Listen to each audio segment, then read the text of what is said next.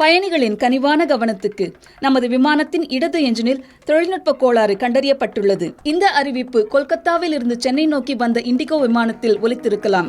இந்த சம்பவம் தான் பரபரப்பை ஏற்படுத்தியுள்ளது. என்ன நடந்தது பார்க்கலாம்.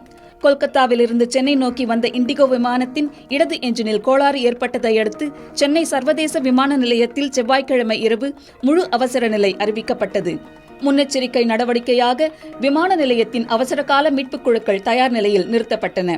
இண்டிகோ விமானம் 6E723 கொல்கத்தாவில் இருந்து சென்னைக்கு வந்து கொண்டிருந்தது. இரவு சுமார் 11:30 மணியளவில் விமானம் சென்னை விமான நிலையத்தை நெருங்கிய போது அதன் இடது என்ஜினில் பிரச்சனை இருப்பதை விமானிகள் கண்டறிந்தனர். குறிப்பாக என்ஜினில் இருந்து எண்ணெய் கசிவு ஏற்பட்டிருப்பதும் தெரியவந்தது.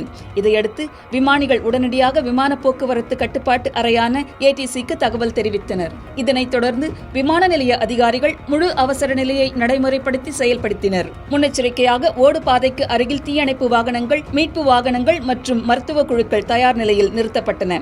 இரவு 11:29 மணிக்கு அவசர நிலை அறிவிக்கப்பட்டது. என்ஜின் கோளாறு இருந்தபோதிலும் விமானிகள் நிலைமையை திறம்பட கையாண்டு விமானத்தை இரவு 11:37 மணிக்கு ஓடுபாதை 25இல் பாதுகாப்பாக தரையிறக்கினர். விமானம் தரையிறங்கிய பின்னர் அவசர கால மீட்பு பணியாளர்கள் விமானத்தை முழுமையாக சோதனை செய்தனர். அதன் பிறகே பயணிகள் விமானத்திலிருந்து வெளியேற அனுமதிக்கப்பட்டனர். விமானத்தில் இருந்து 224 பயணிகள் மற்றும் பணியாளர்கள் அனைவரும் பாதுகாப்பாக இருப்பது உறுதி செய்யப்பட்டதை தொடர்ந்து இரவு 11:47 மணிக்கு முழு அவசர நிலை திரும்ப பெறப்பட்டது.